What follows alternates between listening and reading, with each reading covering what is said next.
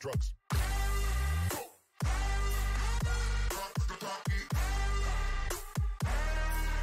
See your girl in the park.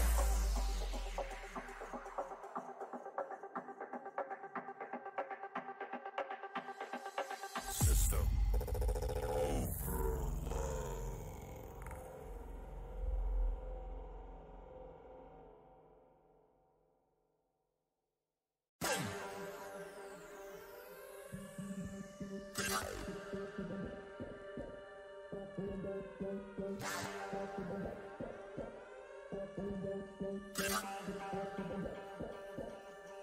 overload.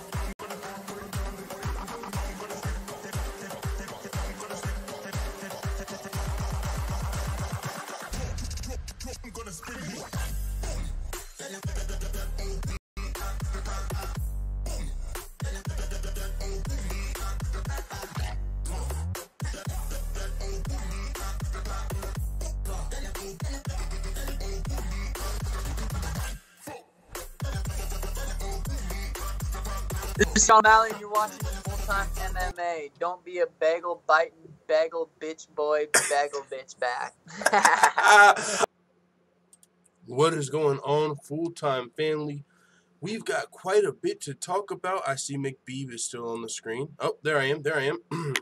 What is going on, Full-Time family? I got to start this off by saying, Slanjeva. We got the proper 12. You can see that joint's ice cold. Yeah, salute to the Full-Time family. Salute to Jorge 1.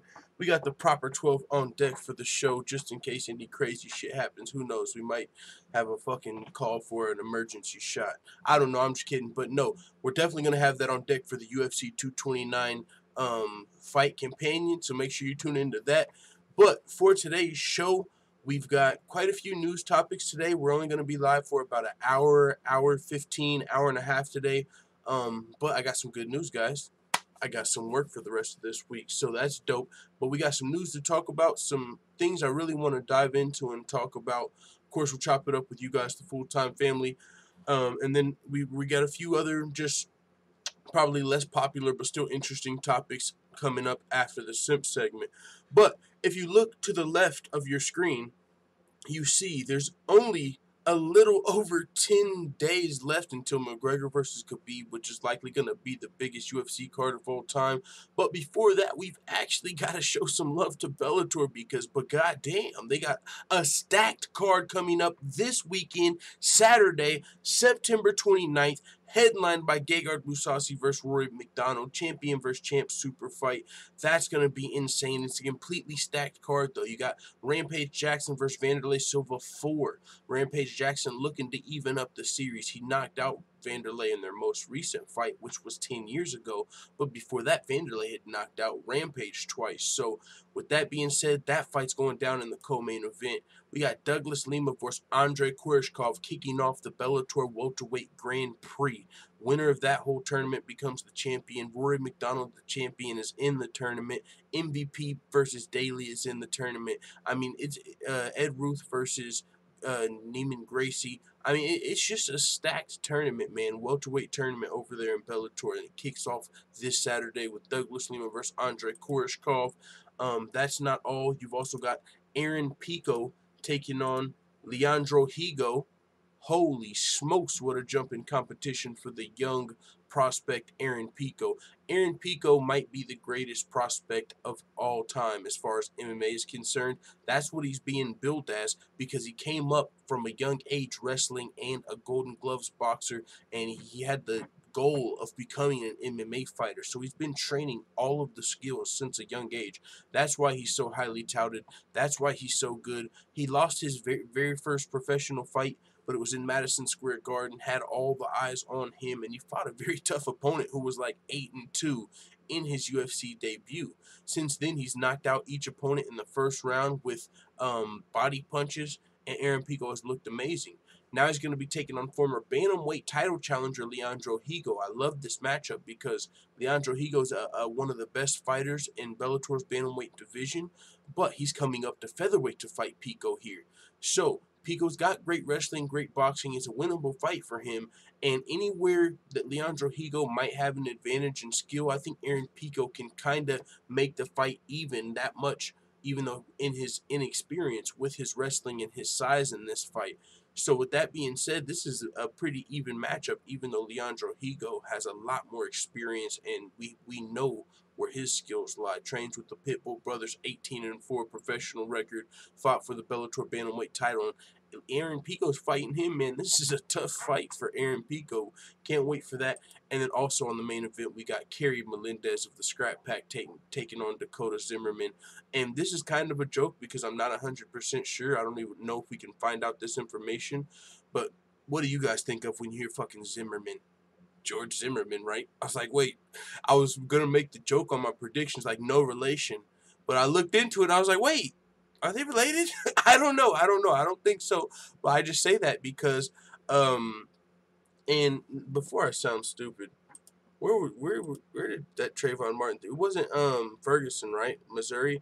I was wondering because she fought in Missouri, you know, and I know Ferguson, but I don't remember if that was Trayvon or Eric Gardner or Mike Brown. But if it was Trayvon Martin, yeah. So I was just, I'm not going down that whole route. You know what I'm saying? But I was gonna make the joke, and then I looked into it, and I was like, oh shit. But either way, she's got a tough UFC or Bellator debut. She's fought a couple amateur fights. I watched a few of her amateur fights doing my research for this card, and she's looked decent actually. But it's been a few years since her last amateur fight. I think it was in 2016. But she's still very young. And so she's going to be coming in this fight against Carrie Melendez. And Carrie Melendez, she has experience as a Muay Thai fighter, a kickboxer, and also she's got a couple professional MMA fights. Now, I think Carrie Melendez, she should be able to win this fight unless Dakota Zimmerman has, in these last 2 years, been doing nothing but working on her wrestling. You know what I'm saying? And she comes in here and wrestle fucks Carrie Melendez. You know, like if she can just hold Carrie Melendez down, because that's really the only hole I would see in Carrie Melendez's game. And she's got jiu-jitsu, though. She's got a submission win in her 2 fights. It's not like she's garbage off of her back, but I'm just saying a dominant wrestler can probably take advantage of more prestigious or a stand-up fighter, you know, a person that would rather stand up with you. And Carrie Melendez, though, as far as her stand-up is concerned, she's dangerous. She's dangerous, man. She real fast with her kickboxing. I mean, I've seen her beat some girls up looking doing the research for this fight. So that's going to be another good fight that kicks off Bellator 206. But I mean, the card is stacked. Welterweight Grand Prix, Rampage versus Vanderlei, Champ versus Champ, Rory versus Gegard.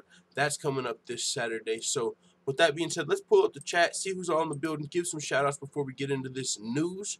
Forward in the building, he said, we eating good tonight, family. Leon Dubson says, Liverpool, Liverpool. What's going on, everybody?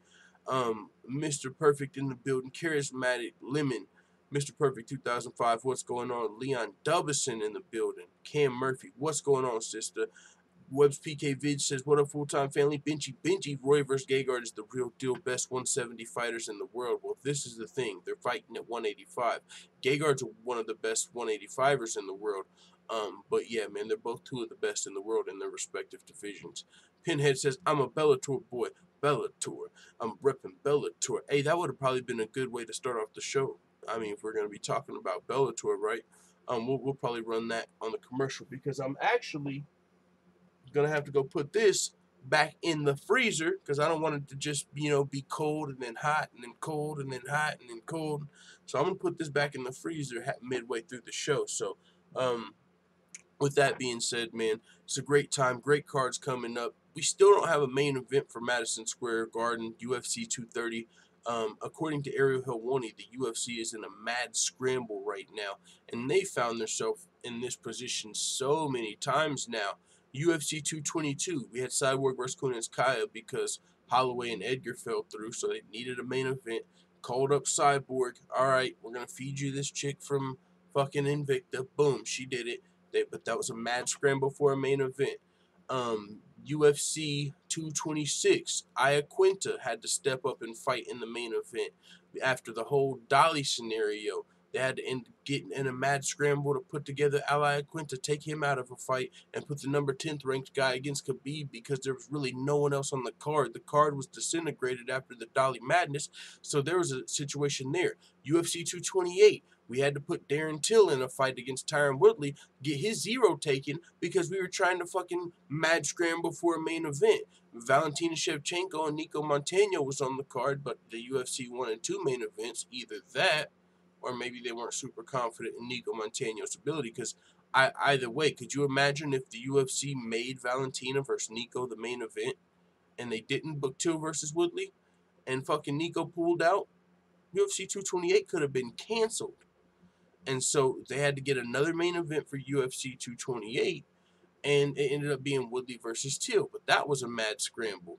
Woodley, you know, they just had an interim title fight. Woodley was supposed to be fighting Covington next, but we need a main event. Here comes Till.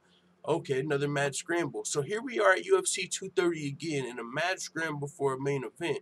Even though we got Jon Jones cleared to return, you know what I'm saying, right before Madison Square Garden, we're still in a mad scramble this close to the fight. And I admit, I kind of, I mean, of course, if I was going to be buying tickets, I want to know who the main event is, but I'm going to be watching this shit from home. But I'm just saying, it's kind of a suspense. I'm kind of in suspense, like, yo, who's this main event going to be? Now, on the panel we talked about, and I believe it was Forward who asked this question, and if I'm mistaken, maybe it was Infamous.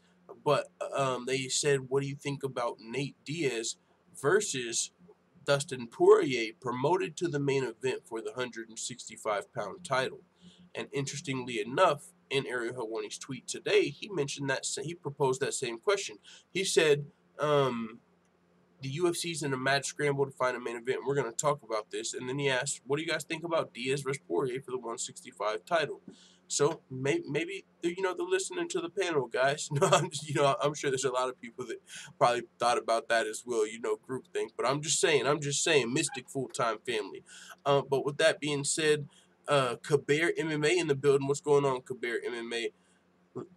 I'll be watching. Trust me, says Leon Dubison. Forward says, watch out for my boy Hudson Odoi tomorrow, Leon. He's going to tickle your RB's ankles. Oh, shit. In here with the football talk. Benji says, F USADA. Benji also says Nick Diaz was banned for life because he didn't bend the knee like it was some Game of Thrones shit. Yeah, man. USADA, there's been some questionable shit you can question, but this is the thing. When it comes to their integrity, honestly, it's still intact because Brock Lesnar's getting smaller. Jon Jones, we see what it seems like he had to do to get his suspension lifted, the whole substantial assistance clause. And as far as the weed thing, I think Nick Diaz's case, it was he didn't test positive. Did he test positive in competition for marijuana? But also it was a whereabouts issue. It's just part of the rules. Like, when we show up, you got to be here, and that's just if you miss that 3 times, then you get suspended. But it's not like they just said, hey, Nick Diaz, we're suspending you even though we don't have a reason to. They had a reason to do it. But I see what you're saying, and I completely understand people who question USADA right now. There's a lot of people that are like, oh, that still believe Jon Jones and the UFC are paying USADA off, and that's why he's free right now, and that's not the case. For Jon Jones, it's like, you know what I'm saying? It's like, what would you rather people think? You guys paid USADA off, or that you were telling on somebody? So you can understand probably why Jon Jones's team they would probably rather you think that. I don't know. That's a whole weird situation we'll be talking about as well on the show. But the first thing I wanted to talk about was Khabib's Team AKA American Kickboxing Association, recruiting one of Conor McGregor's former teammates, Myles Price. And, oh my lord, this is a bad situation all around. Now, I already made a video on this. It's 20 minutes long. I haven't got to put it out yet. It's still making right now. I'm looking at it over here. It's like 70% of the way done. But I'm probably going to drop it tonight or tomorrow before work. But I really broke this down. And I'm going to break it down here on the live show, but this was my original thoughts. This is just another thing stacked against fucking Conor McGregor. The first thing I thought, clout chaser alert, we got a fucking wannabe Paulie McDougal's over here. If you recall when Conor McGregor fought Floyd Mayweather, we had the boxer Paulie come over to train Conor McGregor, ended up getting dropped in sparring, didn't like that it got put out in the public, went and turned on McGregor, went to Mayweather, and he's over here exposing secrets and shit. You know what I'm saying? Like a fucking weasel. And here we go. Somebody from the other person's side is now in Khabib's camp. And this guy seems scorned. You listen to everything he's saying. Oh, Conor McGregor, if you clip him up in sparring, he'll distance himself from you. I don't like Conor McGregor. You guys don't like Conor McGregor. This is perfect. Woohoo! That was my first thought. Conor's already got the odds stacked against him. He's already got a fucking face against one of the best grapplers, if not the best grappler, in the lightweight division. He's already fucking coming off of a layoff from a boxing fight. You know what I'm saying? An MMA layoff. He's already got the odds stacked against him. And now you got one of your fucking former teammates training with Khabib. And that's even more like Conor used to do this. Conor used to do that. Now, Conor's clearly evolved.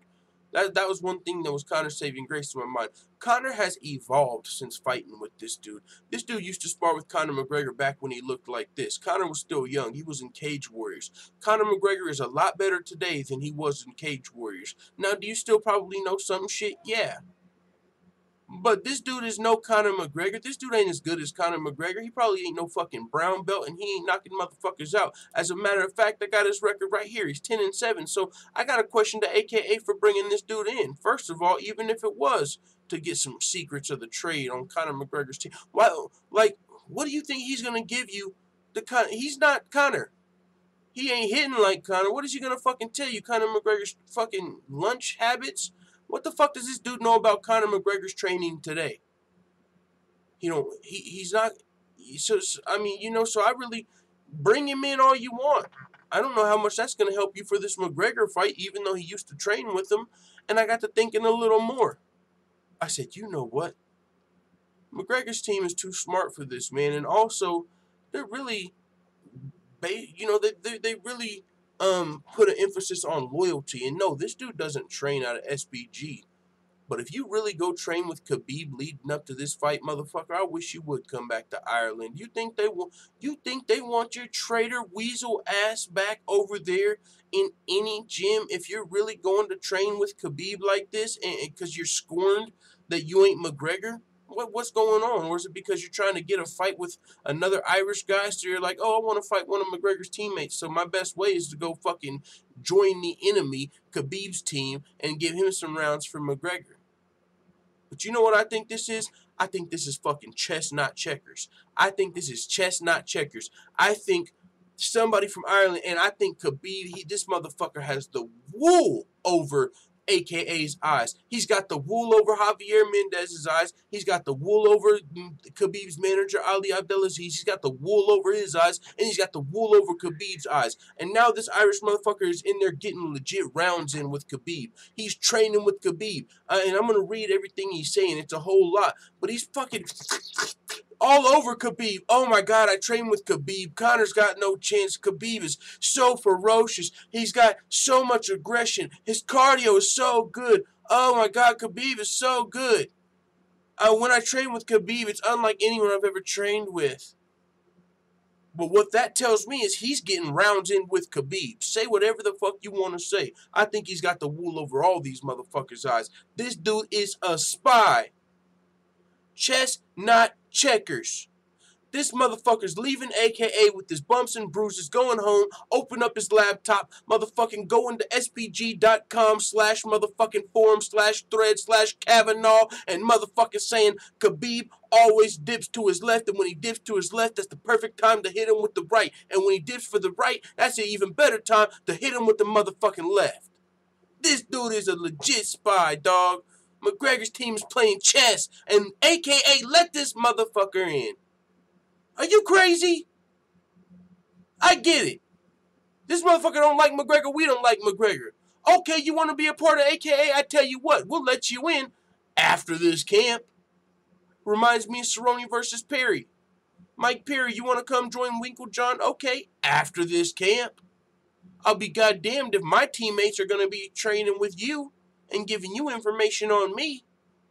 We can't afford that. This is a high risk. This is a bad move for AKA because it's a high risk situation, low reward. What the fuck can he give you?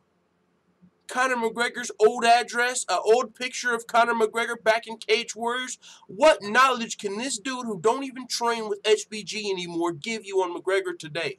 This dude ain't around McGregor.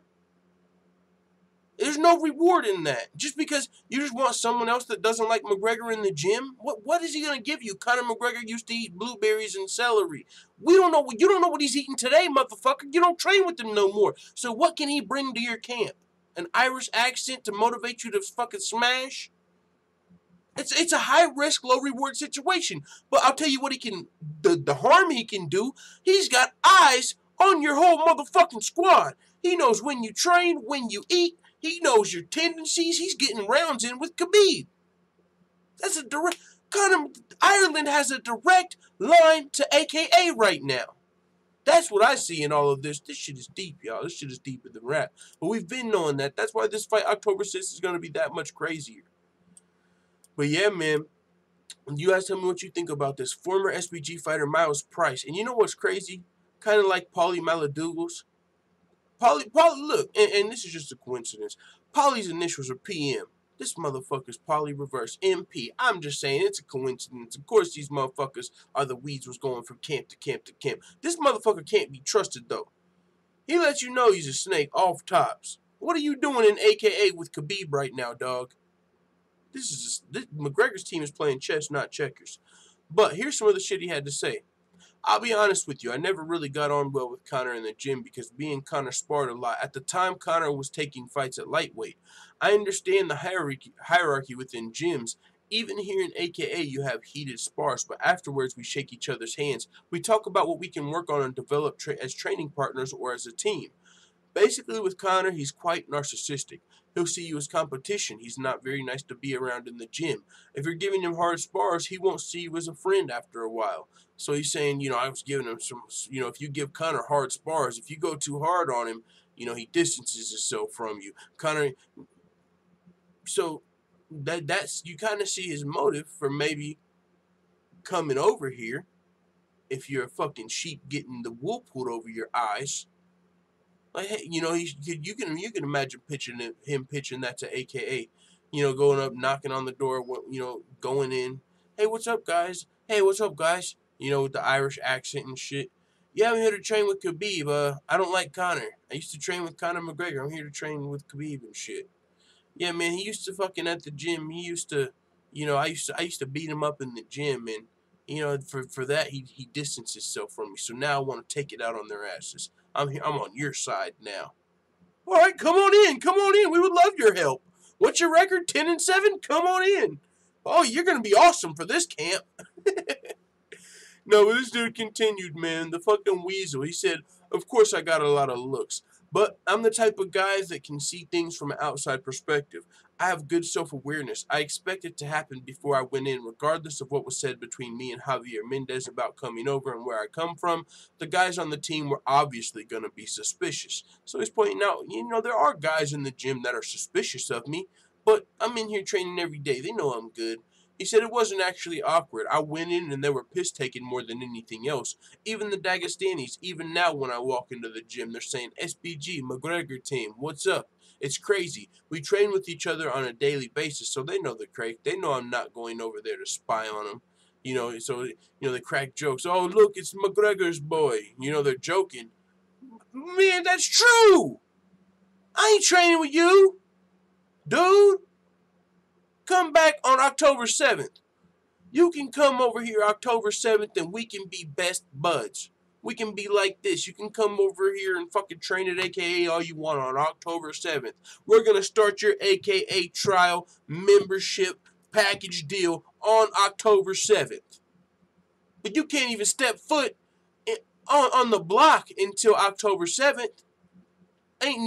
Bro, I ain't racist, but if I'm fighting Conor McGregor, ain't no Irish people fighting in my fucking gym. That's not racist. Irish ain't even a fucking race. We're getting ready for fucking war, dude. What are you talking about? And this motherfucker, this is when he used to train with McGregor. Back in the day, that ain't the same McGregor. This is McGregor before the tats. Even if you did give him some hard rounds in sparring back in the day, that ain't the same McGregor, dog. You ain't the same fighter that you probably were back then when you were doing that. Come on. Anyways, this is where he reveals he actually gets to fucking get rounds in with Khabib. Okay, even if you let him in the camp, you can't let him get no rounds in with Khabib. What's going on, man? He said, one of the first guys came over to me was Khabib. He came up and said, "What's up?" He knew who I was and he knew what the crake was. Another one of the first people I talked to was Ali, his manager. He was such a welcoming guy, a lovely fella, really down to earth. He said, "We're all martial artists. We're all a family. I manage Joe Duffy, a fellow Irishman. I know what the story is. We just have a dislike for Conor McGregor." I said, "That's probably something we have in common to a degree." So everyone's just, bonding over the fact that they don't like McGregor. "Oh, what's up? You're an Irishman that don't like McGregor? I knew he fucking sucked. Oh, come on over here, man. You're my friend. You don't like Conor either?" Like, you know how Conor feels about Ali. He just called him a fucking terrorist snitch. How's Noah? And now how is this dude talking? "Oh, he's a real lovely fella, a welcoming guy, down to earth. He's just over here all over AKA. Hold on, we ain't even got to what he had to say about Khabib yet. This dude is a spy, and he's good at it. Fucking chess, not checkers. He said, as far as, training with Khabib, it's like having a wet blanket on you in every single session. When I jump in and do my session with Khabib, it feels like there's no stopping him. He just keeps coming at you. And when people commentate on his fights, it's very accurate when they say it's shock when you feel what he feels like at first. I imagined what it was going to be like, but that whole other level of pressure, it's calculated, it's smart, it's vigorous. It just keeps coming on at you over and over again. His stand-up has gone through the roof. He's going to have some tricks up his sleeve on October 6th. That's all I'm going to say. Since when did you become a fucking Khabib expert? Have you been studying fucking Khabib from first fight to last fight to be able to say, from his very first fight all the way to his last fight till now, to be able to fucking say his stand-up has gone through the roof? You just said what the commentators say are accurate when they're talking about how good his grappling is. Well, the commentators also point out the holes in his stand-up. So are the commentators accurate, or has his stand-up gone through the roof? This dude is just contradicting himself. Khabib is so good. Oh, Ali, welcoming guy, amazing guy. Oh, the team, a.k.a. marvelous. I hate McGregor too, that guy. This motherfucker's going home and he's emailing McGregor.motherfucking.com, MacLife/forum/Kavanaugh/Khabib/#McGregor time. And he's typing all type of shit, dude. Hell no, I ain't trusting this guy. Snake shit, dog. What do we really got going on? So yeah, man, that's my thoughts on the SBG fighter Myles Price helping out Khabib. If I'm AKA motherfucker, you can't even come in my gym till October 7th. You ain't valuable enough. We don't need you right now. The fuck you gonna give us? You ain't hitting like McGregor. You don't grapple like McGregor. You ain't trained with McGregor since Cage Warriors. But October 7th, doors are open. We'll see you then. Bring your fucking D in your mouthpiece. Fuck you talking about. Alright, guys. Yeah, so that's my thoughts on the whole Conor Khabib's team recruiting McGregor's former teammate. But like we talked about a little earlier in the show, right now, according to Ariel Helwani said, UFC 230's main event situation, it's a mad scramble. Nothing signed at this time, not many options either. How would you guys feel if they made Poirier versus Diaz for the 165-pound title and main event? Now, we talked about this a little on the panel. I won't go too crazy on that Poirier versus Diaz thing. I think it would be a little bit of a letdown, but still a huge fight, right? I mean, it'd be a little bit of a letdown because we were expecting another big fight on top of Diaz versus Poirier, so he'd be like, oh, damn, we ain't getting one. And then also, I don't really like this way of introducing a new division because then you'll have, what, a 165-pound champion and a 170-pound champion? Like, you can't make that title on one night's notice and, like, at the same time, you've got the welterweight division still going. When they're talking about adding a 165-pound title, they're kind of talking about doing away with the 170-pound division and then adding 175 and 185 and adding just more weight classes, at those 10-pound gaps. But I don't think they're going to do that on fucking 2 weeks' notice just because they need a main event. Now, Diaz versus Poirier is a big fight. Is it big enough for the main event of Madison Square Garden? That's tough to say. Diaz is one of the biggest names in the sport, but that would leave us without a title fight unless they made that division overnight. So with that being said, what are the other options?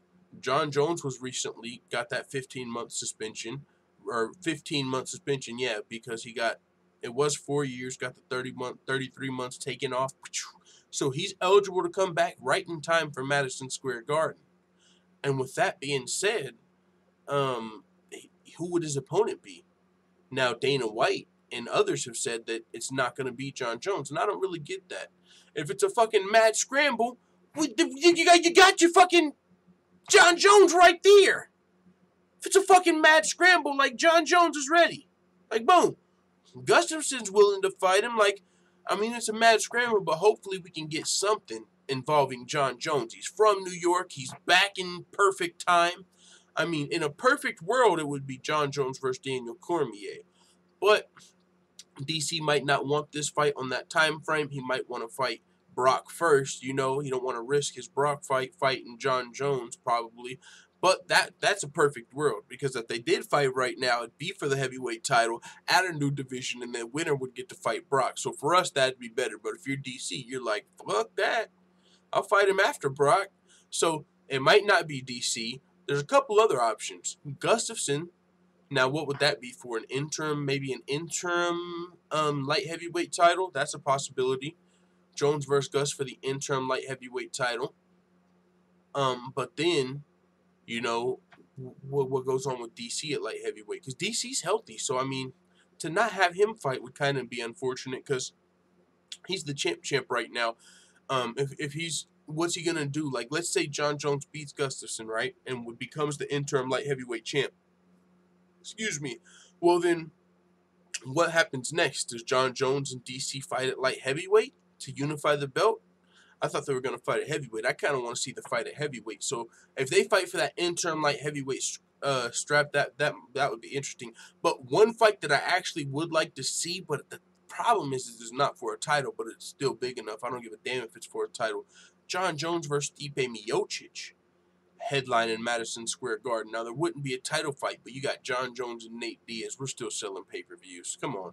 Jon Jones, Nate Diaz, fucking, you know, former heavyweight champ Miocic, Dustin Poirier, future title challenger, it seems. I mean, that would be an epic card. Jon Jones versus Miocic. Winner for sure gets to fight the winner of DC and Brock. If Stipe can beat Jon Jones, then Stipe will get to fight potentially his rematch with DC, or even fight Brock if he wins. So I like Jon Jones versus Stipe Miocic, but we haven't really heard anything from Stipe's camp, any signs pointing towards Stipe. That's just one of the few options we have. Eric Helwani on his show, I believe, talked about Cejudo versus Dillashaw kind of being discussed a little bit, but not for this card. And you know what I'm saying? So with that being said, that's not really an option. So there's not a lot of options left. They said it's a mad scramble. We'll see what it is. I predict it'll be Jon Jones versus someone. There's three options. Daniel Cormier, Alexander Gustafsson, Stipe Miocic. But either way, it's Madison Square Garden. Let's get Jon Jones on there. Let's quit fucking around. But moving on, we also got the whole Jon Jones situation with USADA. Jon Jones' agent recently joined Luke Thomas and Ariel Helwani this Monday, and he said that Jon Jones is not a snitch. He's talking about, to his knowledge, you know, like Jon Jones didn't tell on any other fighters, and, you know, he's defending Jon Jones. But even if Jon Jones did snitch, do you think his manager would come out and say, yeah, Jon Jones is snitching, that's how we're back, we in this thing, baby? You know what I'm saying? Yeah, we told on a couple motherfuckers, we working with USADA, and we have to, or else, you know, if we don't keep working with them, then we're going to get slapped with that 30-month suspension. So actually, yeah, we're still working with USADA, and watch your ass if you're on steroids, because we're coming. Do you expect him to say that? No. He's got to deny it. And he's Jon Jones' friend. He's Jon Jones' manager. If that is how they got the suspension reduced, which it is, I mean, that's just what the facts say. It's not speculation. It's not a fucking theory. You look into USADA.UFC.JonJones.suspension reduction, and that shit comes up. Fucking Jon Jones got 30-month taken off by providing substantial assistance to help clean up the sport, turning in either another teammate or a coach or a supplier. You got to give us some more people. And if you don't continue to fucking help us until we're done with your ass, we can hit your ass with the suspension. And that's just the fact. So his manager is denying it, you know. And because there's a lot of Jon Jones fans, a lot of Jon Jones simps, and a lot of Jon Jones believers that don't believe Jon Jones would ever take a steroid, you know what I'm saying? And they don't believe he was snitch, nothing like that. You know, there's a good reason to be a big fan of Jon Jones. He's got all the skill in the world. He's one of the greatest MMA fighters of all time. So people just don't want to believe all this negativity around Jon Jones. But unless you think it's some crazy fucking conspiracy against Jon Jones, which it's not, because there's paperwork and USADA's doubling down on it, then it is what it is, man. I mean, Jon Jones, he's getting a second chance. How he had to get it. He was looking at a 4-year suspension. That's, you know what I'm saying? That's a long time. The fact that Jon Jones got 33 months taken off of his suspension, and is still serving 15 months. When you add that together, that's 48 months. Jon Jones got a 4-year suspension. That's a long time to be out and still expect to come back and be the greatest fighter of all time and get your belt back and do all of this shit. So, the suspension was cut short. He had to do what he had to do. There weren't many ways around this.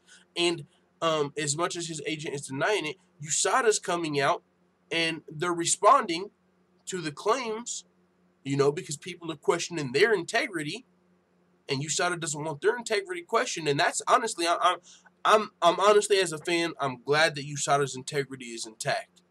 Because I was thinking, man, if they're letting Brock Lesnar come back and they're letting Jon Jones come back early, USADA's, what the fuck are they here for? Are they just getting paid off? Like, what is this? You know, people were starting to wonder, is USADA just some fucking joke? And now we have legit explanations for everything going on. There's literally a legit explanation that USADA's still working and USADA has integrity. The reason Jon Jones is coming back is because he's providing assistance on some substantial assistance. You know, he's cooperating with USADA, snitching, whatever word you want to use. Jon Jones is getting his suspension reduced in that way. And when you ask about Brock Lesnar, he's getting smaller and smaller. He's in the USADA testing pool now. Last time he showed up in the WWE, he had a damn t-shirt on. He probably didn't want to show nobody his fucking flat stomach because he's on the USADA. He's not on the shit no more. You don't want to come out there, you know what I'm saying, looking like Grandpa Brock. He came out, and he was looking smaller in the arms, for sure. So Brock Lesnar, testing by USADA, is getting smaller. Jon Jones failed his drug test. That's just facts. The science says Jon Jones failed his drug test. As little of the amount, whatever, it's not the first time either. And oh, by the way, they never found the contaminated supplement that it was. You know, if a lot of fighters, whenever they get popped and proven innocent, they'll be like, hey, I was taking this. Like, we'll just use fucking creatine, for example. They fail a drug test, and they're like, hey, all I was taking was creatine. Go to the store and buy their creatine. I went and got it from this store.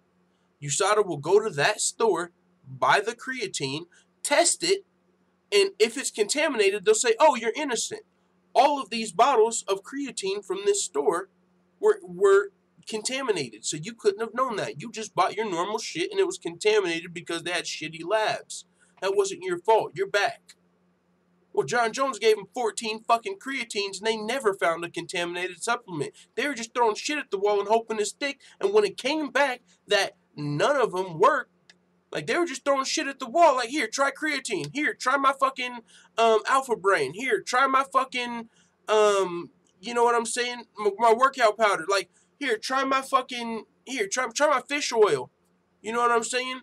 Here, I was eating from fucking, what's that shit where you order it through the mail and it comes already pre-packaged. He was giving him his food, his meal prep. Here, I ate from, I can't think of none of those damn meal prep services where they send it to your shit already pre-ordered. You know exactly what I'm talking about, though. They advertise it on every podcast. But either way, Jon Jones was just giving them shit. Here, test this, test this, test this. See if this is contaminated. See if this is contaminated. Is this contaminated? No, that's good. Oh, I was taking this too. Is that contaminated? Here, test, fuck it, test my water bottles. I was drinking smart water. Test smart water. You know what I'm saying? Like, he was just having them test shit. And none of it came back to save his ass. And so then you're sitting there, none of your substances are contaminated, and you're like, well, what the fuck? I'm facing this 4-year suspension.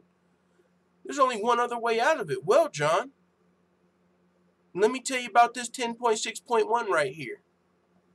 This says, if you give us substantial assistance, credible substantial assistance, on either a teammate, coach, supplier, we can get this suspension here knocked off. That's the only way out of this 4-year suspension here, John. If you want to come back, you want to be a fighter, you want to be the champion again, how are you motherfuckers trying to beat USADA? How are you guys doing it? Who the fuck is giving you these steroids? Because all we're getting are trace elements somehow. We know you motherfuckers are juicing, because that's why there's a trace element. None of your substances were contaminated. So tell you what, John. Tell me how the fuck you guys are beating this system. and we'll let you off. You'll be back. That's the only way out of here. Who did it and what for?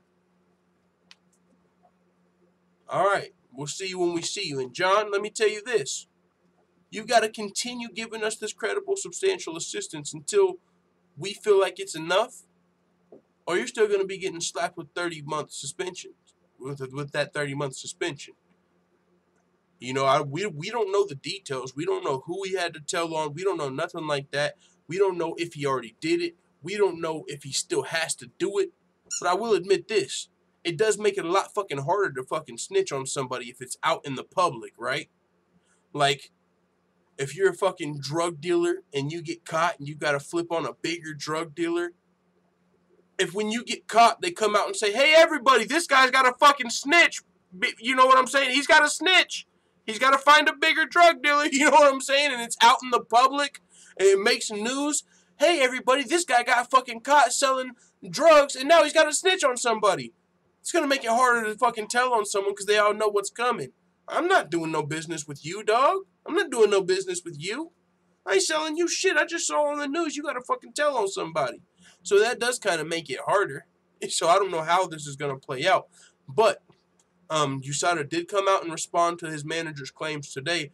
And they said that if he doesn't keep providing credible, substantial assistance, he could receive that longer suspension. So whole shitty situation there with Jon Jones and his return. But this is a little bit of the statements his manager had to say on, you know, the media run this Monday. I can tell you without a shadow of a doubt, Jon did not tell on any teammate. Jon did not tell on anyone in MMA. He didn't do anything that these people are saying he did. So all of that, he's a snitch and all that stuff, we can put it to bed. He did not do that. And like I said, of course, Jon Jones' manager ain't going to come out and say, yeah, Jon Jones is out here telling on motherfuckers. You know, he's got to defend his boy, and that's not good to have in the public. So you can imagine that, even if that is the case. But either way, in a statement to MMA Junkie, USADA spokesperson Danielle Ulrich responded to these comments from Jon Jones' manager, and she said that she didn't say outright whether Jon Jones told on his teammates or not, but she did drop this interesting detail. Rule 10.6.11, the rule that allowed Jones' suspension to be reduced based on his cooperation, states that he must continue to cooperate with USADA. In other words, he must continue to provide them with this information, whether it's about himself, as Cowboy claims, or other fighters, as some fans believe. If he fails to do so, his shortened suspension can be apparently nixed, in which case he'd receive a much longer suspension without a reduction. Importantly, if the athlete or support personnel fails to continue to cooperate and provide credible, substantial assistance, USADA will reinstate the original sanction. This is what the USADA spokeswoman said.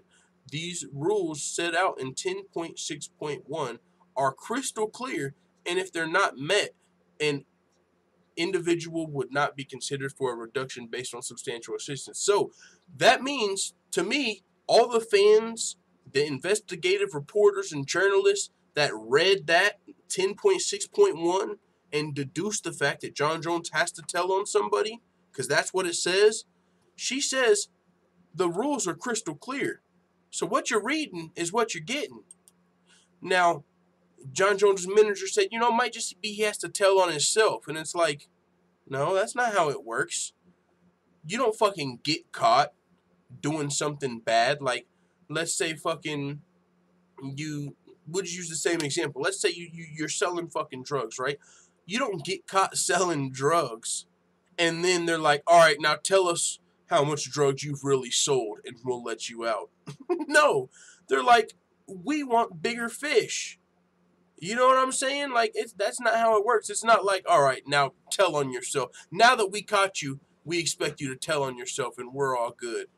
No, dog. So it is what it is. You can deduce your own. There's going to be the Jon Jones simps out there, you know, that no matter what, Jon Jones is the GOAT. Never. He would never do this. He's never done anything. Never failed a drug test. Never. Nothing. There's going to be those people out there. But the USADA spokesperson says these rules set out in 10.6.1.1 are crystal clear.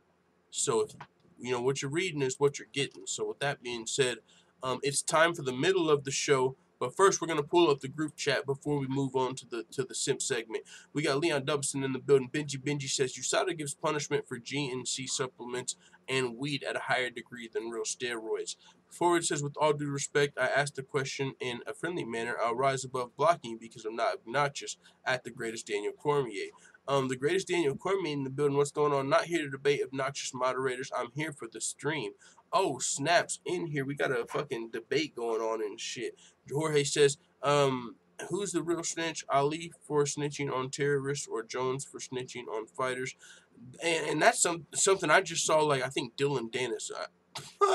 But not just him. There's a few people. They're like, damn, there's a whole lot of, like, rats going around right now. Like, it's just crazy. Like, all of this snitch shit is, like, happening around the same time, right? In the MMA community. That's crazy. But it is what it is, man. People got to make their beds, and they got to lie in them motherfuckers. The greatest Daniel Cormier says, I'm here for full-time MMA and moderator time MMA. yo, moderator time MMA. That's hilarious. The moderators are hurting your channel, bro. Extremely obnoxious. Yo, moderators. I know sometimes people, you know, moderators, they can get feisty in the debates, but I hope they're not blocking anybody or fucking banning anybody for their opinions or anything. I've been doing the show. I haven't really been seeing the chat, so I'm not sure what you exactly mean by that. But if that is the case, I do fucking extend my somewhat of apologies for whatever's happening because I can't pay attention to it, and I do know you do support the channel, so you're just here for the show. So with that being said, hope you don't feel like that, but yeah, hopefully they're not fucking blocking anybody just for giving their opinion. So it is what it is. Y'all seen this nigga, why you acting up? For Western civilization says snitch on terrorists saves lives, not even a comparison. But no, that wasn't what happened with Ali. He wasn't snitching on terrorists. Like, hey, those guys are terrorists. Fucking save our lives. Like, according to the investigative journalist and reporter, according to the investigative journalist, he came through and he supposedly Ali, allegedly, I'll say allegedly Ali Abdelaziz was in jail. They recruited him to be an informant, and you know, he started working as an informant like on the terrorist squad, so it seemed like he might have been doing good work. You know, if you're helping catch terrorists, I get that, that's good. But they said he became a double agent, and so, you know, he was brought on as an informant, and yeah, he might have been doing good things, helping catch criminals, but then he became a double agent, which was weird. And so yeah, I mean, neither one of them really come off like a fucking hero in that situation, I'll say that. Benji says, mods didn't censor me for talking mad shit about Conor. Mods are good full time. Okay, yeah, usually we don't have that problem, but yeah, you know, it's all good. Forward says, last warning, keep it civil, no harm was intended, relax. I'm here for the stream, that's it. Cam Murphy says, we're actually been all right, for fuck's sakes. We didn't say shit to you. Yeah, I mean, normally everything's all good. I mean, just ignore him. You know what I'm saying? Like, if you just fucking ignore him. You know what I'm saying? Like, instead of, I mean, I know that's not like, oh, they're fucking, if that's going on, but I didn't see the exact situation. But yeah, man, if it's bothering you or whatever, just fucking tune them out or whatever. Ever says, never had a problems with the mods either. For Western civilization says, of course he was. Muslims only took, look out for their ideology. Aaron Burrell in the building. What's going on, brother? What's up, mods? It's got the mod gang in the building. Cam Murphy says, well, you're not hiding tonight, are you? Starting shit, and he was fucking messing. Yeah, I mean, fucking mod drama. Yo, that's hilarious. All right, guys. Let's move on with the show. I know what we got. I know what's happening here. I mean, it's a sausage fest. There's only one lady in the chat. Everybody's trying to debate and fucking argue. And I know it's really because Cam Murphy's the only chick here, Cam. Really, you're to blame here, but I'm going to take some of this off. And I'm just joking, by the way, Cam. This is all a complete joke. But I'm just saying, Cam, I'm going to take some of the pressure off of you. My dogs are fighting in the background. I'm going to take some of the pressure off of you, Cam. You know, there's a lot of guys in here, a lot of testosterone. We're going to take this to the middle of the show. It is time now for the simp segment. You got it right. All right, no chat on screen, no moderator drama, no big drama show in the comment section. Just Rachel Ostovich. It's been a while. You know, she's going to be likely fighting Paige Van Zandt coming up on ESPN. MMA fighter, you know, taking to Instagram and promoting themselves. I think it's a smart idea. But speaking of promoting themselves, Felice Herrick, put some motherfucking respect on those cheeks while you're here during the simp segment. That's all I ask. Simping ain't easy, and if you're gonna be simping, make sure you're simping right. Felice Herrick, no caption. Oh, well, this is just MMA cheeks. This ain't even Felice Herrick's Instagram. This is someone that compiles pictures, but it was off of her Instagram. Either way, JoJo Calderwood with the cosplay. Yo, there's a lot of MMA fighters into cosplay and shit, and I ain't mad at them. I'm just saying, it's kind of, I'm kind of surprised. Like, there's a lot, like, how many there are. They probably get paid for that shit, I would imagine. You know what I'm saying? A lot of them nerds out there with money get a real life superhero that can legit beat your ass. You know what I'm saying? Come to your fucking what's that shit called? LARP, live action role playing. JoJo Calderwood show up dressed as Superwoman and actually kick all of your asses. Faith is my sword, she says. We got Stitch Albu worn out after a hard workout. Simping ain't easy, full-time family, and sometimes, you know, that's all it takes, a little simping. Watch, we're going to go back to the chat, and everybody's going to be in a better mood. Michelle Waterson, I mean, how can you not see Michelle Waterson getting out of the pool and fucking not just be in a better mood? You know what I'm saying? Like, where my simps at? This is the simp segment. This is for you guys. Simping ain't easy. We're about to go back to the show, finish the last half of the show, and watch, man. Everybody, I'm gonna assume is just in a better mood. It's gonna be hilarious. We're gonna come here. There's gonna be this is Sean O'Malley, and you're watching and full-time MMA. Don't be. I did not mean to do that. I said watch. We're gonna come back here. It's gonna be all sort of profanities and everything in the chat. All right, let's pull up the chat. See how the tune of the chat. Most wish they were WWE wrestlers, says Aaron Burrow. Yeah, man, I'm sure they would. You know, that would be a good gig for a female fight. I mean, just being a fucking female getting blasted in the face and shit. Like, if you're a chick that actually looks good, you would probably rather, well, actually, let's be honest, a lot of them do. But yeah, you would rather probably be in the WWE. I'm pretty sure the divas, like they get a lot of attention from, you know, in the WWE. And I'm sure they make money from that as well. But yeah, what's against being a diva? I don't think they get shit. No one really cares that their fights are fake. You know, people ain't watching the divas to see them fighting. But yeah, I completely, that's a good point, Aaron Burr. I could completely see that. Ronda Rousey, she transitioned. A lot of other fighters have talked about it. Given Sure Name says, Watterson in the bottom right has no ass. What the fuck? Yo, simp segment. Chill. No, Infamous says, Infamous MMA says, why you got Luke Rockhold and Paulo Costa on the sides? Because for like Cam Murphy, you know what I'm saying? We be having some ladies in the building. Sometimes Rugby Queen will come through, or Tay Brown. You know, we got a few females that come through. We're literally inclusive. And oh, not just females. There's probably a few gay dudes that aren't interested in the Rachel Ostoviches and the Paige Van Zants and the Stitch Albus of the world. Maybe they want to see some Luke Rockhold and some Paulo Costa. That's why they're on the simp segment, sir. Forward says, may the stench of the wrench bench these trolls. Leon Dozen says, Infamous MMA, for fucking real, must be for Cam. Israel A says, Raw Dog. Didn't even notice that says, given Sure Name. Yo, the greatest Daniel Cormier. Yo, y'all blocked him? Ever probably a maricon like Lil Peep? Hey man, well, it's the stench of the wrench. I mean, I don't know exactly what was said. I assumed y'all were gonna chill. I'm gonna see what he was saying because I do know that the greatest Daniel Cormier, he go ahead and block me. I'm here for full time. Yeah, man, ain't no if he ain't doing nothing, if he's not spam advertising moderators, and this is just a message. Even if you don't like somebody, let me see. I'm gonna unhide him. Even if you don't like somebody, don't block them just because you don't like them. Only reason you should block somebody is if they're in here spam advertising another channel. Not, you know what I'm saying? That's if they're just in here and you don't like what they have to say, if they're not spam advertising, just ignore them. Moderators, that goes both ways. Y'all can ignore him just like he can ignore y'all. So, you know, there's no reason to block someone just because you don't like what they had to say. Now, if he was in here talking about another channel, like, oh, fuck this channel, go to my channel. I'm fucking way better than this.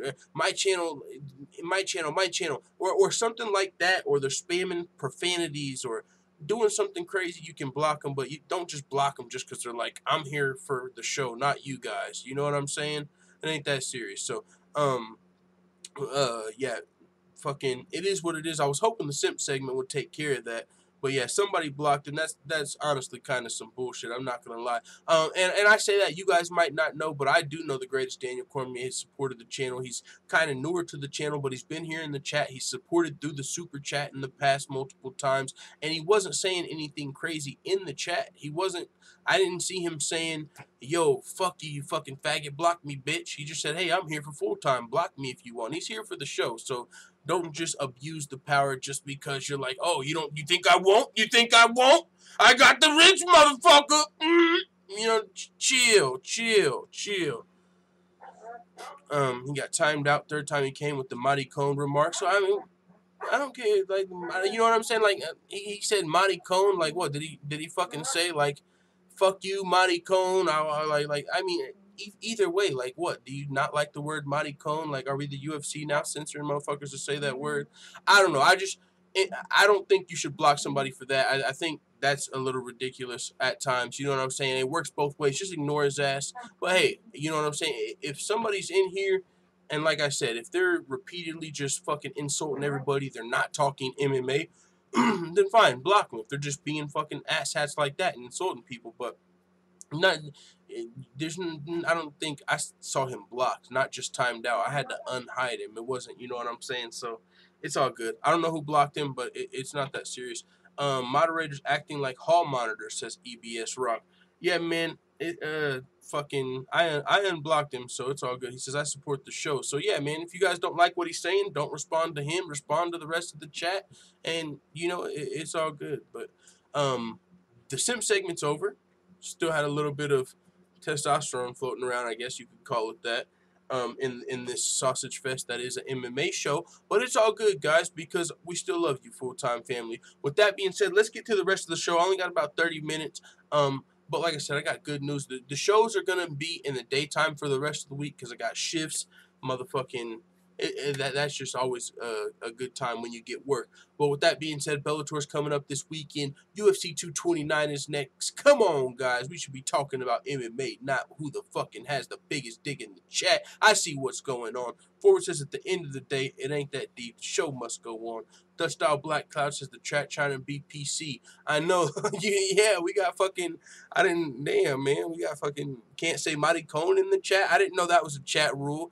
Don't drop Mighty Cone, man. Fucking a little sensitive, getting a little offended, man. Hey, chill. Leon W says, me too. Yo, we gotta chill. All right. So, Jon Jones' manager not only tried to clear up the whole snitching comments, but he actually spoke about some other news of Jon Jones, which is a good break from that. And he talked about Jon Jones' potential return. And he said he sees Daniel Cormier or Gustafsson as logical opponents for his return. Now, that's why I was talking about earlier. I don't really hear people mentioning Stipe in this. And I wish they would. Stipe did want to take some time off. You know, he wasn't super interested in fighting Curtis Blades around this time. But with that being said, Jon Jones versus Stipe Miocic, that fight would be amazing, I think, for Madison Square Garden. That's probably one of the only non-title fights I would accept for the main event, because we would still get to see Nate Diaz and Dustin Poirier. And then on top of that, we would get Jon Jones versus Stipe. Winner fights the winner of Brock versus Cormier. I think that would make for an awesome main event as well. But that's not a name that Malki Kawa dropped. This is what he had to say.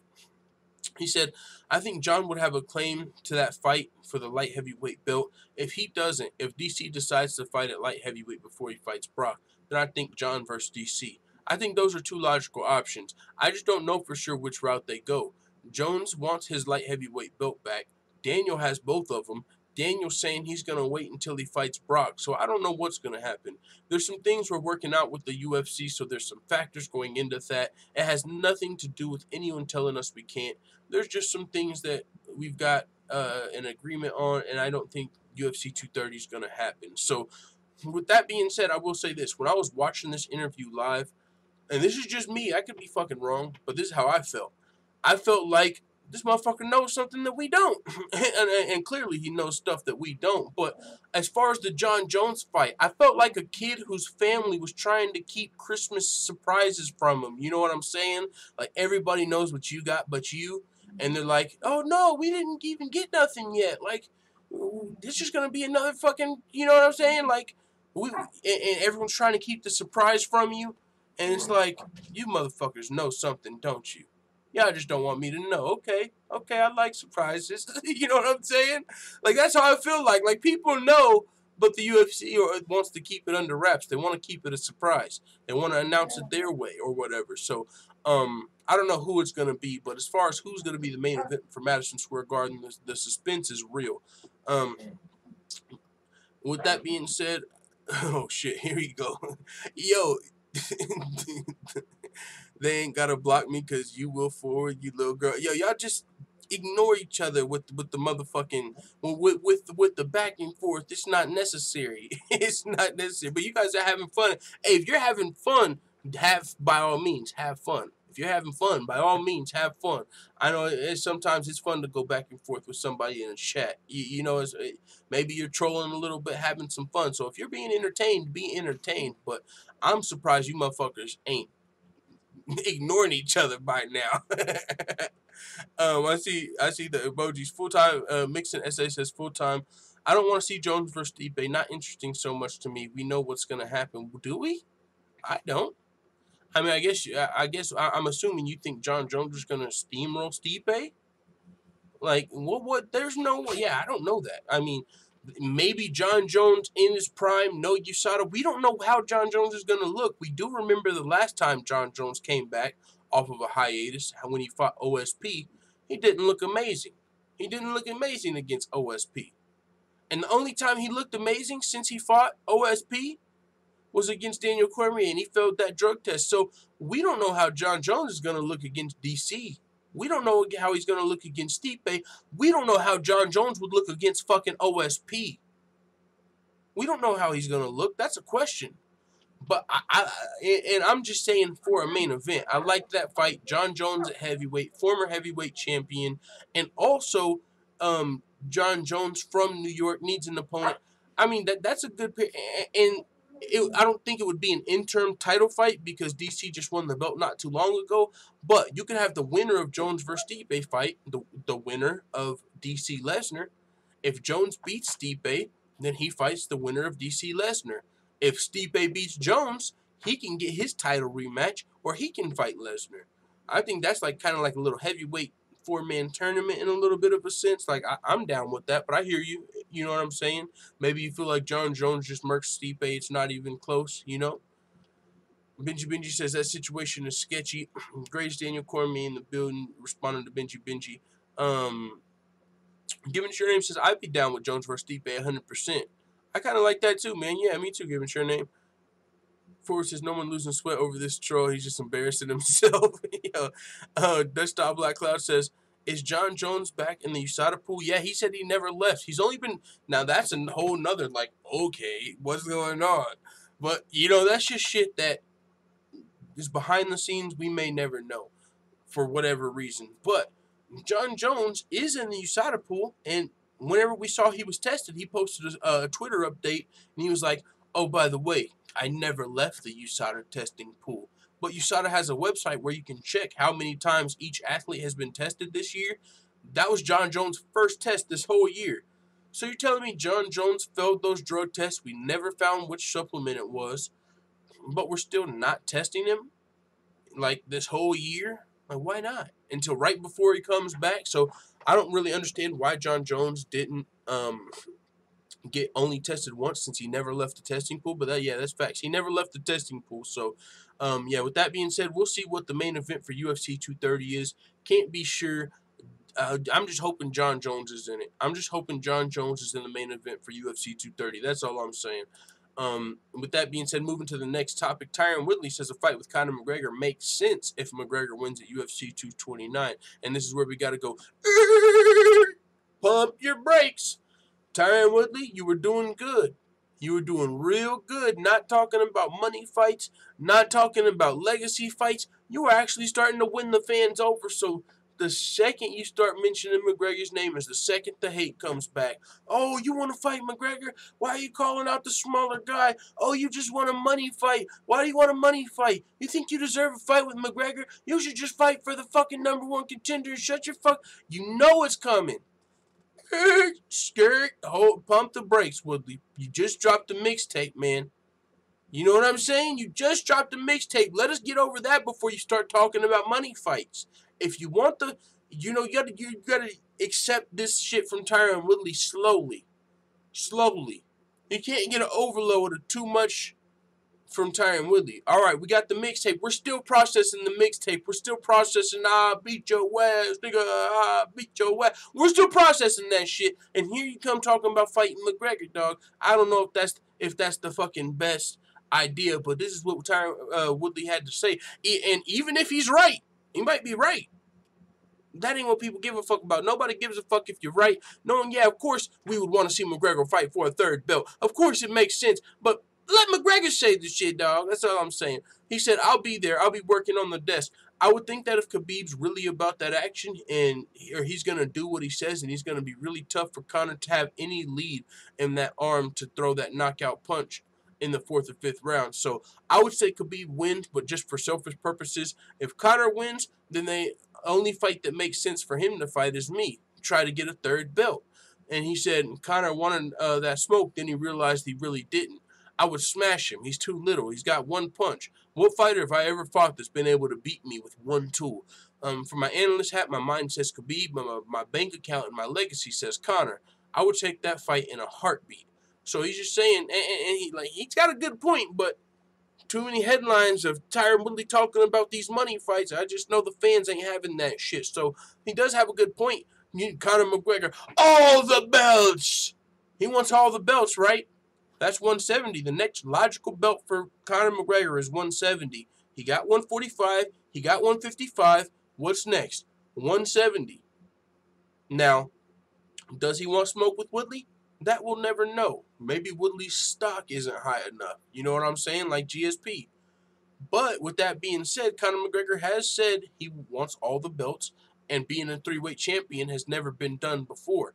And maybe Conor McGregor would like to do that. Now, we know that's something GSP is also interested in doing. So we'll see what happens. But I'll say this. If McGregor wins, there's zero fucking chance he fights Tyron Woodley next. So that's honestly another reason I don't get why Tyron Woodley would even say this shit. I mean, I guess speak it into existence. But if Conor McGregor wins, I'm telling you right now, he's fighting fucking GSP. If Khabib wins, he's probably fighting fucking GSP. Whoever wins this fight's not fighting Woodley. They're not going up. GSP wants to try and come down. Greatest mixed martial artist of all time. He wants to come down to 155. He wants to cut this weight. And he wants smoke. Oh, yeah. Now that's legacy right there. That's a legacy fight for Khabib. I mean, the winner of this fight is probably fighting GSP. That's what I think. So Tyron Woodley might as well take this to the mixtape booth. Take this shit to the studio and vent. Yeah, I'll fight McGregor next. I want that fucking check. No? Alright, you get the point, man. Let's move on. We've got Donald Cerrone, possibly injured. Fight with Mike Perry seems to be in jeopardy. Yo, I don't know what's going on here. There's not a lot of details, but this doesn't look good because UFC Denver is literally like a month and a half away, if that. There's like 35 days until Donald Cerrone's next fight with Mike Perry, and he's posting a picture with his fucking right side of his face swollen, his eyes shut over here, and then his left hand has a cast. So it ain't like he just fucking fell on one side, right, in some accident. This dude got his arm fucked up on this side, his face fucked up on this side. I don't know what happened, what type of accident, skydiving, fucking ocean deep sea diving, ATV, horse riding, NASCAR, fucking drag racing and shit Donald Cerrone got himself into, but it looks like he's injured coming into his fight with Mike Perry. Now, he's the type of motherfucker that'll still show up and fight with this cast on. He handed him a fucking beer for his other hand first, and he's getting in there to fight Mike Perry with one arm. But I don't think that if he's this injured, the UFC would allow it. You know, the commission's going to see this picture. The doctor's going to have to do some tests. I don't think they're going to allow him to fight in this shape. It looks like this fight's in jeopardy unless Donald Cerrone comes out tomorrow and he's like, oh, don't worry, that fight was from fucking 3 years ago. I'm just posting it today. You know, some weird shit like when Tony Ferguson, oh, I wasn't kicking poles yesterday. I was kicking poles last year. That's when I was kicking those fucking poles. You know what I'm saying? So, but he posted it with emoji, a worried emoji. He's like, ah, shit. And to me, that says, ah, shit, my fight might be in jeopardy. But we don't have any official news, but those injuries look pretty serious with the fight 1 month away. So I think the fight's possibly in jeopardy. Let's move on to the next topic. Francis Ngannou eager to squash issues with UFC President Dana White. When I first read that, I misread it, and I read it. Francis Ngannou eager to squash UFC President Dana White after that baby back bagel biting bullshit he had to say in the media, talking about his ego gone wild, running wild, and his ego is to blame for all of this shit. After you might be 80% of this motherfucker's ego. You brought him around with you to the conferences, talking about he hits harder than a fucking Ford Escort. He's the next thing. I think he can be the next thing, man. He's our next guy. Oh, he's so scary. Look at this guy, Francis Ngannou, man. He's a fucking savage. Like, he's might be the best talent we've ever. Like, you know what I'm saying? Like, you pump the gas and you gas this motherfucker up, and then once he derails, you're like, this motherfucker had too much gas. Like, I don't know who put all the gas in this motherfucker. I don't know who gassed this guy up. You gassed this motherfucker up. So you wonder how does Francis Ngannou feel about what Dana White has been saying about him in the media lately, kind of, you know, jumping off the Ngannou bandwagon, it feels like, or it just seems like putting him down in the media. He said, I can tell you the ego absolutely did run away with him. That's what Dana White had to say. The minute that happens to you in the fight game, you start to fall apart. I had some personal encounters with him, as did other people in the organization, and this guy's ego was so out of control. And I got a question right there. The minute your ego starts to run away with you, according to Dana White, you start to fall apart. When would you guys say Conor McGregor's ego ran away with him? Was it before the Aldo fight? Because I remember Conor McGregor was wilding before the Aldo fight. Coming over there, snatching the belt off the press conference, doing all that shit. You can say that was ego. I mean, Conor McGregor's had a pretty big ego for quite a long time now, and I don't know about falling apart. I mean, maybe you could argue at the press conference recently it looked like some falling apart at times. But Conor McGregor's been acting like this since, like, Mendez. And if it was just an ego thing that makes you fall apart, McGregor probably wouldn't be where he is today. But Dana White said ego is what hurt Francis Ngannou. Ngannou responded and said, no, I haven't seen him. I haven't talked to him. Yes, I want to clear the air, but I don't know how I'm going to handle that. Since my last fight against Stipe, I haven't seen Dana White. I haven't called him. We've never even spoken on the phone. I have to put that out of my head. People got disappointed with my performance. I have to put that away, that distraction, and focus on the fight. So he's looking to put all that shit behind him and just focus on the fight. And so we'll see what happens. But yeah, Francis Ngannou, he still seems undecided how he's going to deal with the situation. Who knows, man? Maybe he squashes Dana. I'm just kidding. He's not going to fucking hurt Dana White, and I don't advocate for that. But I'm just saying, this is a big motherfucker to be turning your back on. So we'll see how that goes. Francis Ngannou's got a fight coming up with Curtis Blades. Main event of UFC Shanghai. Godzilla is going fucking down. Miesha Tate believes Amanda Nunez has the power to KO Chris Cyborg. They're going to be the main event of UFC 232 coming up. But first, let's check out the chat. What's going on, everybody? Woodley's implementation would increase it. AKA says the greatest Daniel Cormier. Benji says it's kind of hard to hate on Cowboy. It is, right? Forward says Cerrone had a full beard in the JRE podcast, right? That post might be some more trolling. Yeah, I'm not sure, but that would be, or like a movie, or a fucking picture from a movie.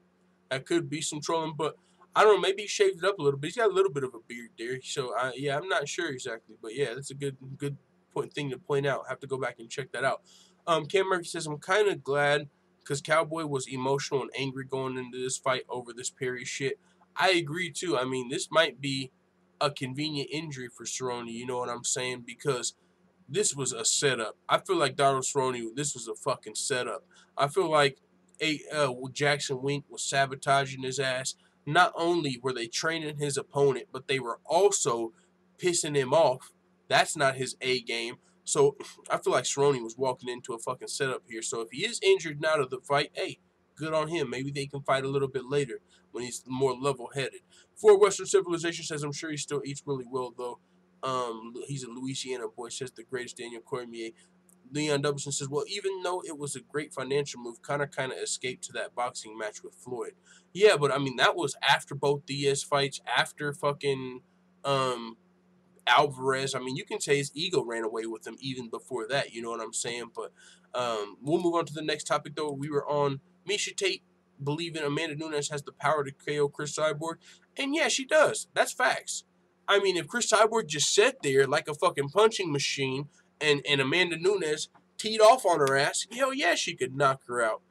Or, of course, in a fight, if she somehow was managed to clip Cyborg and at full power, yeah, she could catch Cyborg. She could. So, yeah, I mean, you could argue she has a puncher's chance, but just because she can knock out Chris Cyborg don't mean she's going to beat her. But this is what Miesha Tate said. I obviously think Cyborg's going to win. She's the woman to beat, and until I see something largely monumental going against Cyborg, she's pretty much going to be the one I always pick against any other woman on this planet. That being said, Amanda Nunes hits like a man, and I can say firsthand she hits so hard, and it looks effortless. She's very natural at it. She's got this falcon-like wingspan. It's very long. Cyborg may be surprised by how hard she gets hit by Amanda. I don't believe Cyborg is going to want to walk through the punches like she does with every other female fighter she's fought. You're not going to want to do that against Amanda. She might be smaller than you, but she packs one hell of a punch and she could hurt Cyborg. She has the power to knock Cyborg out. I do believe that, and I don't think it'll happen this fight. But if Cyborg doesn't actually come in with the strategy and just wants to bully Amanda, she might get hurt. So that is a good point. Cyborg likes to stalk, come forward sometimes and just put it on her opponent, because a lot of the times, really, they're not on her level. And it's like, what the fuck you got for me? I'm coming straight at you. Shootbox. What's up? You're out of there. And yeah, if you just come charging at Amanda Nunes, she's got the power to put you away. But Chris Cyborg, she's not just some fucking bully brawler. She's got legit skills. One of the best mixed martial artists. I apologize. Chris Cyborg, in my opinion, is the greatest female fighter on the planet. I don't think there's a female that you can put in unarmed combat in a cage with Chris Cyborg that can beat her. Nobody on the planet. Not today. Now, talk to me in fucking 14 months, and I'll be telling you all about Kayla Harrison in 2020. Now, future Kayla Harrison, that's the only person on the planet, and she's not even on the planet yet. But other than that, there's nobody today that can beat Cyborg in my mind. Amanda Nunes, of course, it's like saying, yeah, Mike Perry has the power to knock out Wonder Boy or Darren Till. He's got the power to knock out Tyron Woodley, but is he going to be able to? You know what I'm saying? Just because you have knockout power don't mean you're going to be able to win. But Miesha Tate does bring up a really good point. Amanda Nunes is going to be the best fighter Chris Cyborg's ever fought to date, and that's in my mind. There's nobody on Chris Cyborg's resume that is as good as Amanda Nunes is today. The current queen of bantamweights, bantamweight champion Amanda Nunes hits fucking hard. Great team, great grappling. I mean, Amanda Nunes, she's just one of the best fighters in the world. And now she's coming into this fight with Cyborg, and of course she's got legit KO power. So I wouldn't count Amanda Nunes all the way out of this fight. For me, this reminds me of Gegard Mousasi and Rory McDonald. I'm not counting Rory McDonald all the way out of this fight, but it's going to be real fucking hard to go up this weight class and beat the champion in this situation. So we'll see what happens. But Miesha Tate does have firsthand experience. She got clocked by Amanda Nunes. And that's one of those fights where, just being honest, I saw Miesha Tate get hit and reconsider that fight. Like, yeah, I think I'm done. Like, that's how hard Amanda Nunes was hitting. She hit Miesha Tate and her whole demeanor changed. Like, yeah, I'm not trying to feel that for the rest of this fight. I mean, that's not what I'm here for. So Miesha Tate does have firsthand experience, so she knows what she's talking about. Stamina MC in the building? Is that what I'm seeing? Let's see. Yeah, Stamina. What's going on, Stamina? Cyborg is a beast, says greatest Daniel Cormier. Yes, sir. Dutch Style Black Cloud says Cyborg will make Amanda wilt. Yo, that's going to be crazy. She comes in and just knocks her out. That'd be crazy, dog. Infamous MMA says, Amanda Nunes will give Cyborg a lot of problems, at least those first 2 rounds. You think she'll give her a lot of problems? I think she can give her problems. I don't know about she will give her problems. But if she does, yo, I'm rooting for Amanda to go in there and get some good fight experience. I do not want Cyborg to go in there and just knock her out. You know why? The more octagon experience Amanda Nunez gets with Cyborg, the more things she can fill out, the more skills that she takes from Cyborg in that fight as far as what she can see Cyborg throwing at her, the experience she's going to get from fighting Cyborg, is the more skills she can transfer to not Amanda Nunez, the more skills she can transfer to Kayla Harrison. Kayla Harrison is Amanda Nunez's teammate. So I'm rooting for, Amanda Nunez, she might fuck around, come in here, shock the world, knock out Cyborg, and that would be fucking crazy. But if she doesn't, I want her to get some legit cage time in there with Chris Cyborg so she can fucking, you know what I'm saying, prepare future Kayla Harrison for the battle that's ahead. Leon Dubson says, good comparison full time. Greatest Daniel Cormier says, good shiz. Blue Gang, what's going on? Stamina, the only decent mod in here. Yo, he's playing on fire, taking shots at all the mods. Shots fired. Blow, blow. That's crazy. Yeah, that's funny. All right, let's move on. We got a few more topics to talk about before we get out of here. Johny Hendricks explaining how USADA played a role in his UFC retirement decision, details a scary weight cut. He said, I think USADA is a great thing for athletes because it's making people be clean, right? I took 26 tests, never failed one of them, and that was in 2 years. I took 26 tests, never failed one of them. But what hurts MMA, the MMA aspect, is that you can't use IV bags. He said, so I'm a bigger welterweight. I walk around at 210, and I've done that since 19 years old. I walk around at 210, and the IV always brought me back. It helped me get back to life. It helped me where I didn't feel like I cut weight. And once USADA comes into play, I had to start walking around at 190 at best. And as you can tell, I do carry a lot of weight, and that's one of the reasons why it made it so much harder to make weight at 170. I'm just not in the sport to be just in the sport. Does that make sense? I can do other things. If I'm going to do it, I want to be the best. I know welterweight is my best, and that's where I should be. Now, like I said, I love the fact that USADA, I love the fact of USADA, and I love that you do the random drug testing. I just wish that they have a lot of people that show up at these meets. You want to do an IV, have them test you on every day. I'm perfectly fine with that. You showed up Monday, you get tested. Tuesday, you get tested. Wednesday, you get tested. Thursday, if you have any P left, you can get tested on Thursday. They are there testing the IV bags, and they're doing everything like that. And I think you can bring back IVs because I think there's a lot of people that really use the IVs to help make them fight better. So he said, you know, as far as his retirement in USADA, it's got nothing to do with the drug testing, but he really used those IVs to rehydrate and get back up to his natural weight. And now that he's not doing that, he's not the same fighter. So he's saying it's not that the steroid testing is a problem, but I can't fucking rehydrate. Cut me a break, USADA. What the fuck's going on? So we'll see what goes on with Johnny Hendricks. But as of right now, I believe he's a retired UFC fighter, and he might go over to Bellator. We'll see if he's not already signed. But a little more Bellator news before we just look at Bellator 229, which is going down this Saturday. Bellator champ Gegard Mousasi on how to beat UFC champ Robert Whittaker. Now, before I get into this, I want to let you guys know 100% I think Gegard Mousasi has a great chance to beat Robert Whittaker. And that means Bellator's middleweight champion could probably beat the UFC's middleweight champion. And he's breaking down the potential fight. He said, I'm not thinking about that title as best middleweight. I don't really care about that. All I care about is on September 29th, I have to be the best middleweight. Then September 30th, someone else can be the best middleweight. For me, the goal is to be the best of the night. And he continued to say, it's all about matchups. To fight Whittaker, I think a guy with good skills and stand-up can defeat him.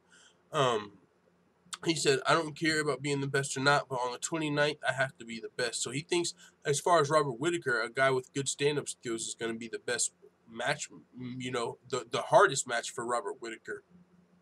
And that's interesting because Robert Whittaker's actually got a fight coming up against Kelvin Gastelum, who's got some great boxing and decent wrestling. And people might, you know, crack jokes on Kelvin Gastelum and shit because he's up at middleweight and, you know, he had the issues missing weight and he's beating older fighters. But Mousasi makes a good point. Someone with good stand-up might be a good matchup for Whittaker. And just because Kelvin Gastelum lost to some of the former middleweights, or he lost to Chris Weidman, who's a terrible matchup for him, that doesn't mean this fight's going to go the same way. So I like what Mousasi has to say here, but I'm more interested in how Mousasi thinks he would do against Whittaker, because I think it's a fight that he could actually win, because Gegard Mousasi is one of the most underrated middleweights on the planet. I think some people would agree. I mean, he's got 50 fucking pro fights at 32 years old. He's fought at heavyweight, armbarred Mark Hunt, fought at light heavyweight, fought at middleweight, offered to take fights on short notice, fought all around the world. Gegard Mousasi is nothing to fuck with. He was on a 5-fight winning streak, 4-fight KO TKO streak before leaving the UFC, on a TKO win over Chris Weidman. Now he's with Bellator. Holy shit, why'd the UFC let him go? That's, honestly, that might be, and just me as a Mousasi fan, that might have been one of the things that pissed me off the most. Now thinking back at it, how the fuck y'all let Mousasi go, man? Now he's over at Bellator wrecking shit. So that's why a lot of people are becoming bigger fans of Bellator. Yo, timed him out for 300 seconds. I gotta see what he got timed out for. You guys are over here fucking pulling your dicks out. Fook the mods, except stamina. Oh yeah, that's a timeoutable offense right there. Unlike Jones, who was proven by evidence to be a cheater. Yeah, man, you fook the mods, everyone except for stamina. I could easily see you getting smacked with the stench of the wrench for that one. So with that being said, salute to Trollbuster. What's going on, brother? Bellator. I'm repping Bellator. Hey. But with that being said, that's a good way to end the show. We got Bellator coming up this weekend. Bellator 206, September 29th, before UFC 229. It's going to be headlined by Gegard Mousasi, Rory McDonald. We got fucking Rampage versus Vanderlei Silva 4 on the card. We've also got fucking Douglas Lima versus Andrei Koreshkov, the welterweight Grand Prix. Kicking off first fight of the fucking welterweight Grand Prix, Lima versus Koreshkov. It's a trilogy fight, both former welterweight champions. Aaron Pico versus Leandro Higo. Holy flying, flipping flapjacks. Up and coming guy being named as the fucking greatest prospect in MMA history. Aaron Pico. Is it all hype, or will he be able to beat the former bantamweight title challenger Leandro Higo? Another match I can't fucking wait to see. And then we've got Carrie Melendez, the wife of Gilbert Melendez, fighting out at the scrap pack, taking on Dakota Zimmerman. And she may be related to George Zimmerman. She might. I don't know. I'm just kidding. I really don't fucking know. But with that being said, Proper 12! Proper 12! I gotta go put this shit back in my fucking freezer. I don't want it to keep getting cold and hot and cold and hot. I'm gonna go put this shit back in my freezer. Make sure you tune into the UFC 229 fight companion, because we're getting fucking lit off the Proper 12. As a matter of fact, what a better way to end the show. I ain't even seen how many people hit thumbs up this whole show, because I've been focusing on the show. But if you haven't yet, don't be a baby back bagel biting bitch boy. Do your boy a big favor and hit the thumbs up button. Share the video with your friends if you want to help the channel grow. And also consider checking out the Full-Time MMA Dojo at patreon.com/fulltimemma. Free videos. 3 days from now, you'll be able to see the full fight card predictions, UFC 229. I'm talking about the Fight Pass prelims. I'm talking about the motherfucking Fox Sports prelims headlined by our motherfucking boy, Sugar Sean O'Malley, taking on Jose El Teco Quinones. Holy smokes. Make sure you check out Patreon for that. Also, it's a great way to help support one of the best, hardest working MMA channels on YouTube if you're into that kind of thing. So, salute to everybody. With that being said, let the Full-Time family know what you think in the comments. I'm out. Woo! After we play Bellator. I'm repping Bellator. Hey. Alright, where we at? Scott Coker, Dana White. There we are.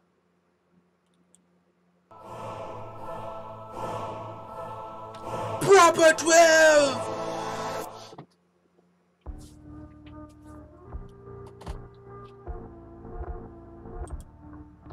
Fook Jameson!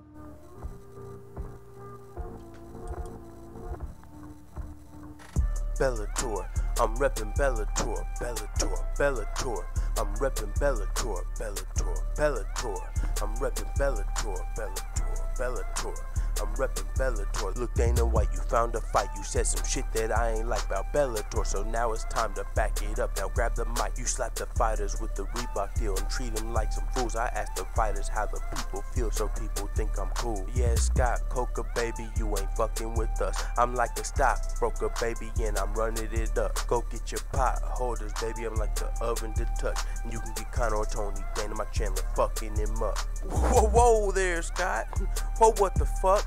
Maybe when you smoke your pot, you shouldn't smoke so much. Because I know that you're high. Michael Chandler would die against Conor or Tony. Homie, so don't even try. Now, should I keep it with you, or should I get on your roster?